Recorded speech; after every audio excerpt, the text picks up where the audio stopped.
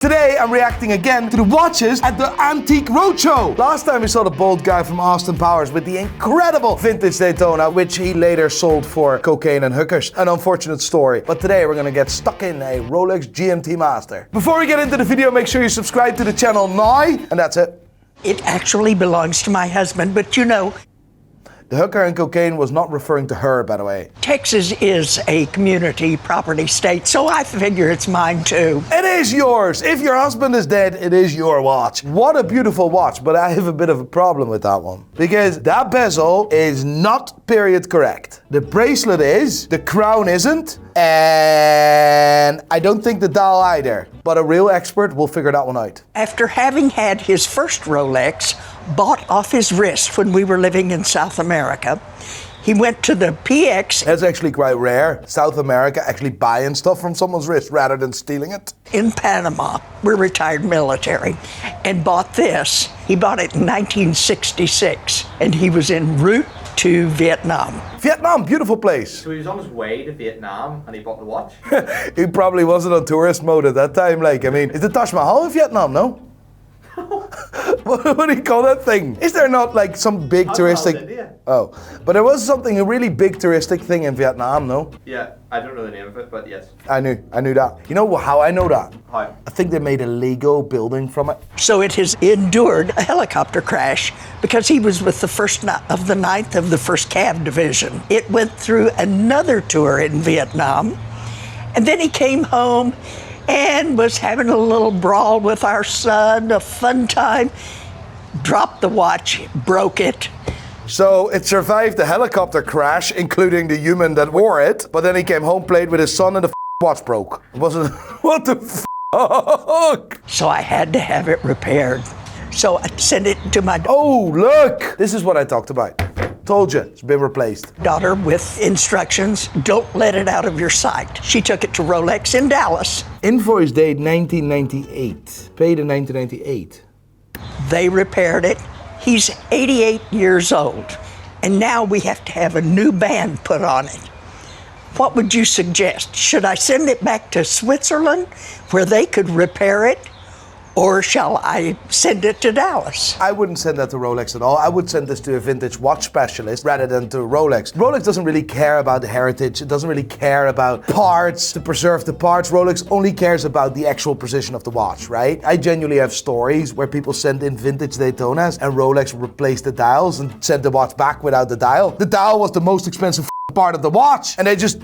Yeah. Just kept it? Just kept it, like, it, threw it out, whatever. Because Rolex only really cares about the precision of the watch. So what would they just put like in the 2023 dial on like a 1976? Yeah, but it was a couple of years ago, but it's that concept, indeed. But nowadays, after so many complaints and so many of these horror stories, Rolex decided to start a vintage watch department, which are more specialized, but still not today as specialized as certain vintage watchmakers. Like, these guys are able to fix this and preserve every single original part. This watch, it doesn't really matter because this watch has been completely replaced, but a bracelet, I would always go to a vintage watch specialist. If she sent that to Rolex, would they put like a new oyster bracelet on that? Good question. They wouldn't do that, but there's people in Hong Kong, there's a very good guy called Michael Young that would be able to replace that. I've never spoken with Michael, but he is the messiah of bracelet repairs. Like, he'll be able to fix this, all with the original parts. What was his rank?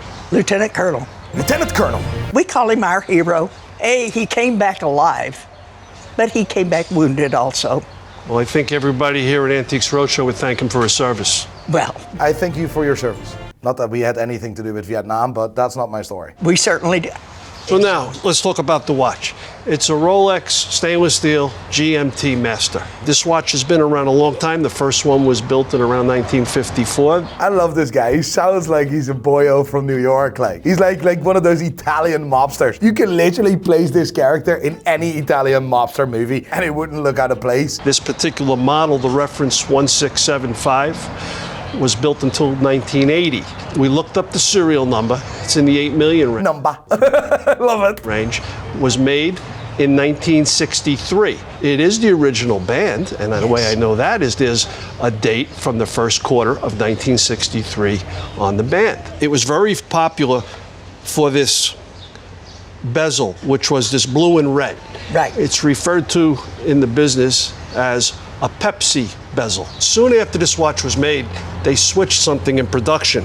If you look over here, these crown guards are pointed. He's referring at the moment to Pepsi, but back in the day we referred to Pan Am because this watch was actually produced from about 1949, 1950. It was dispatched to pilots. From 1953, this watch was sold commercially, and the color combination comes from Pan Am, the American airline, Pan American Airlines. A GMT watch is a watch that displays multiple time zones. It either does that using a bezel, using a different display on the dial, or it uses a third hand. In this case, Rolex used a third hand. That's one of the earliest variations of a GMT function in a watch. The big plus of a GMT watch is you can set the watch at home time and set the watch at your destination time. This allows you to always track the time and home and away accurately. This is why when I travel, I always travel with a watch that features a GMT function or a world timer. Pointed crown guard, more money. Okay. Pepsi okay. bezel,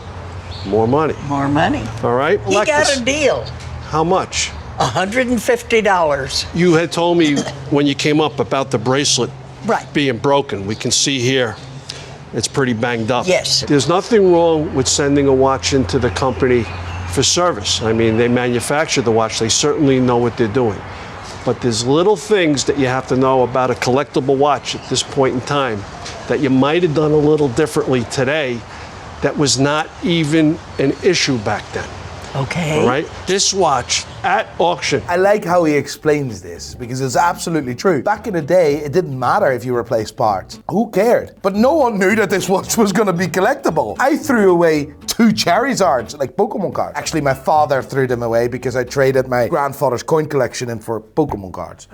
I'll not go into that, but like I didn't know that, but now I bully him as like these 2 cards were more expensive than all coin collection combined.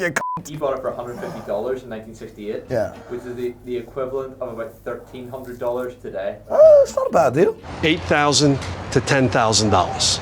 Now, I wouldn't say that this is probably an old recording. I would definitely at this time value this significantly higher. Not significant. This version with so many replaced parts, I would like to see between 13 and 17 ideally. Okay, good.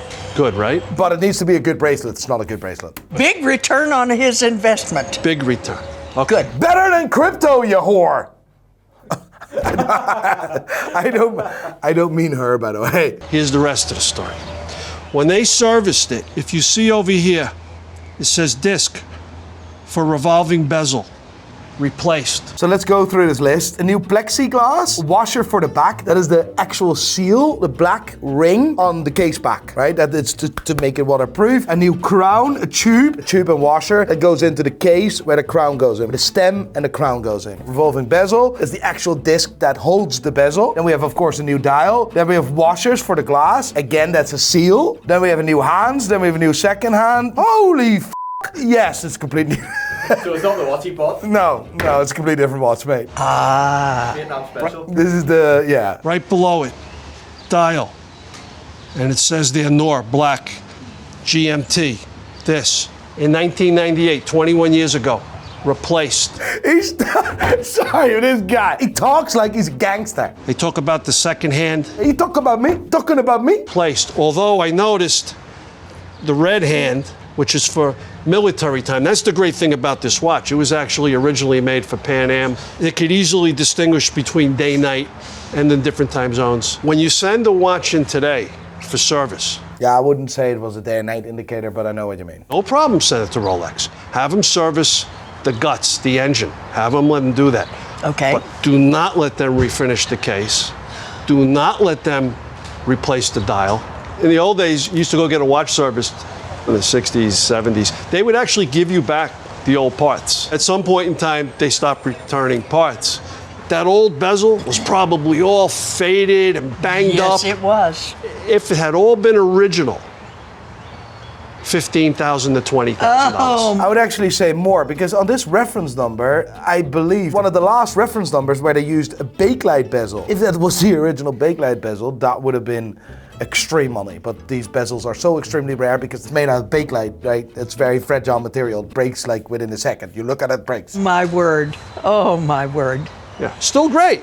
But I think there's a big But lesson unfortunately, yours is worth 8. Still great. and all that for people out there who have these old watches. Yes. I love this. I love this show. I love the Antique Roadshow. I love Pawn Stars. I love all this old shit, right? Not that I like her. No. You dirty bastard. Back in the day, I did have a fetish and looked up Don't say it, please don't.